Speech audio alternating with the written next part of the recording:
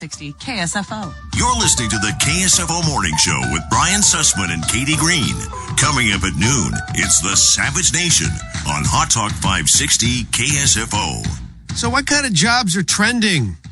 You've got that kid in high school that wants to get a job when they graduate college. What should they be majoring in? You've got that kid in college getting ready to get out. What kind of job should they be looking for? Maybe you're just tired of the job you have and you want a better one. Well, let's go ahead right now on the broadcast here on Hot Talk 560 KSFO and talk to an expert who knows all about this kind of stuff. And not only is she an expert, she's got a PhD to match. Dr. Tracey Wilen, thought leader, global speaker, author of 11 books on career and business topics. Good morning. Thanks for being with us. Oh, good morning. Thank you for having me. So what is trending? I mean, what should we be looking at in 2016 as the way to go in terms of jobs? Well, first off, I think that people need to, keep up with the news and watch where the trends are going, because that's where you'll see the jobs occurring.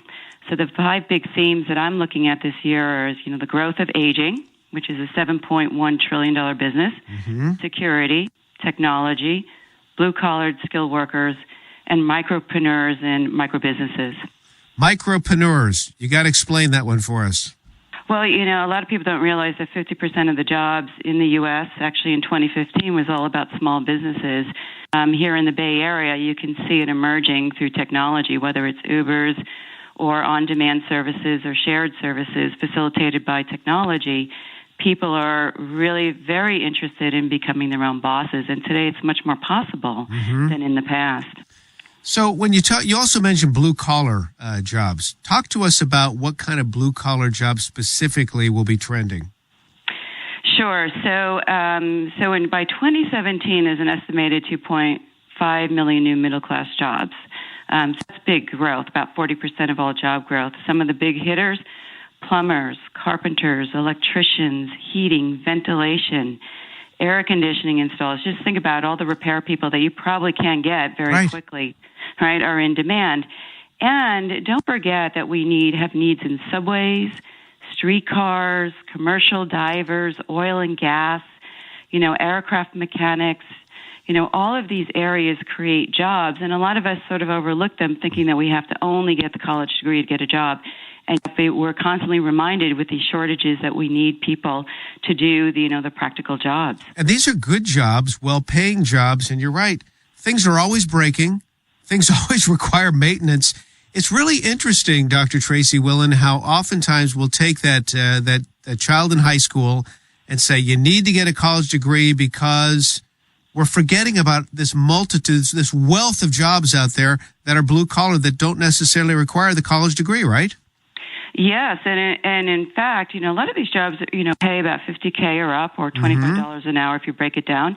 And there's even a show on TV where a lot of my colleagues just love, called Blue Collar Millionaires, because they're showing how these are lucrative. In a very entrepreneurial world, you can actually take these different skills and make a lot of money there. Yeah, it's so how do you, when you're talking to a parent, for example, and again, you do a lot of speaking, you've written a lot of books. When you're talking to some parents and they've got that kid and they're just, no, you got to go to college. You got to get this particular degree. There are certain kids that, listen, I have 2 of my 4 were like this. They're really not college kids. They tried it, didn't work all that well.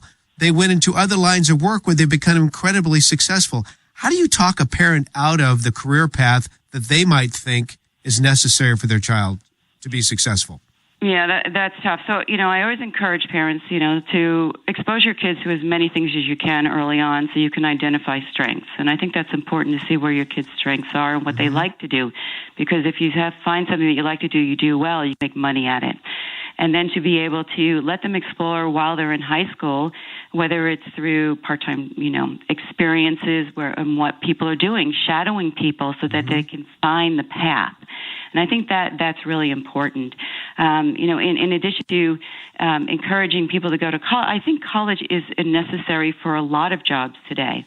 I don't want to discount college at all, but it is very specialized, and we have to keep exposing our kids to all the options so they know exactly what direction they want to go to. Dr. Tracey Wilen with us right now. We're talking about trending jobs 2016. Doctor, what do you tell, say it's a person, They're it could be 20s, 30s, 40s for that matter, maybe even 50s. They've done one particular job for a while, or maybe they've bounced around. They've never really found that thing they want to do. Maybe they want to change altogether.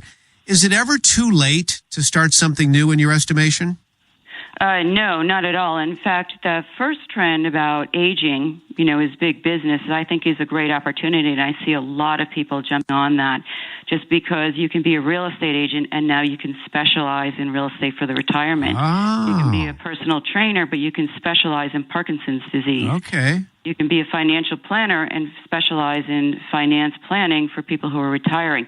So I think you can look at where your specialties are, your skills and expertise, and reinvent yourself as the trends start to display themselves of where the jobs are going. See, when you mention aging as a job trend, I'm thinking healthcare, but you just blew that one up. I mean, there's all sorts of other opportunities for a population that's seeing a multitude of new baby boomers every day hitting retirement. Yeah. Yes. Today, let's face it, 1 in 3 Americans are 50 or older. This opens up a whole host of different kinds of job opportunities, whether it's where we live, how we keep healthy, what we do with our time, where we travel, maybe we have pets.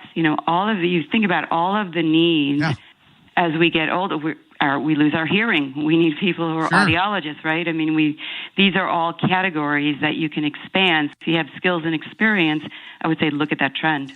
We know here in the San Francisco Bay Area, it's not representative of what's happening around the rest of the United States. Things are just hot here. The real estate market's on fire. Jobs. Some great companies that are doing really, really well. But what's happening in the rest of the country, Doctor? Well, in the rest of the country, there is an emphasis. So here in the Bay Area, our emphasis is on technology. Sure. And I think, it's just like if you're in Detroit, your emphasis is on automotive. And if you're in Texas, your emphasis is on oil and gas. Mm-hmm. So I think it's important that you look in your local area to say, what are the skills and experience that I need for locally, or how am I going to take my skills and experience and use it outside? The country is worried about things like security, and so they're looking at expanding. I was just in New York, and actually they established a terrorism squad, which they never had before, 100 people, planning to expand it to 500 people.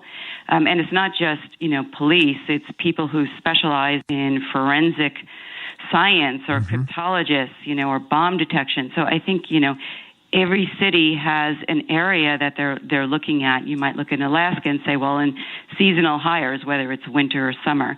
So I think, every local area has different kinds of demands for skills and experience. Fantastic. Dr. Tracey Wilen, thanks for joining us here on KSFO. Really appreciate your insight. Thank you very much. A few days ago, Brooke Tudine posted an inspirational quote on